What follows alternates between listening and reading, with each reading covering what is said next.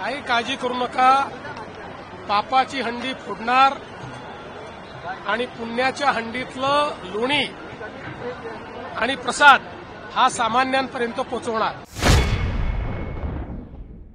अतिशय उत्साहाने दहीहंडीचा कार्यक्रम चाललेला आहे.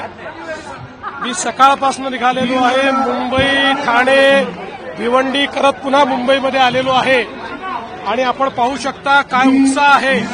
प्रचंड उत्साहात कार्यक्रम या ठिकाणी चाललेला आहे आणि मला असं वाटतं की हा जो उत्साह आहे निश्चितपणे दहीहंडी हा एक असा कार्यक्रम आहे की ज्यामध्ये आपण मानवी मनोरे रचून या ठिकाणी हंडीतला प्रसाद हा शेवटच्या माणसापर्यंत पोहोचवतो. एकतेने राहिलो तर हंडीचा प्रसाद मिळतो असं आपल्याला प्रभू श्रीकृष्णांनी सांगितलेलं आहे. त्यामुळे एकतेचे मनोरे असेच चालू राहिले पाहिजेत अशा प्रकारचा संदेश या दहीहंडीच्या निमित्ताने आहे.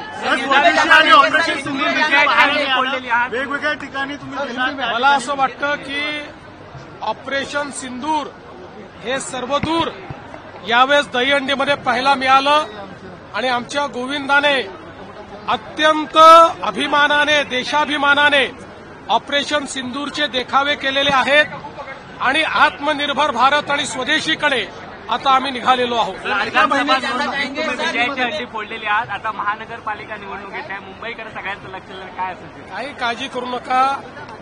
पापाची हंडी फोडणार आणि पुण्याच्या हंडीतलं लोणी आणि प्रसाद हा सामान्यांपर्यंत पोहोचवणार.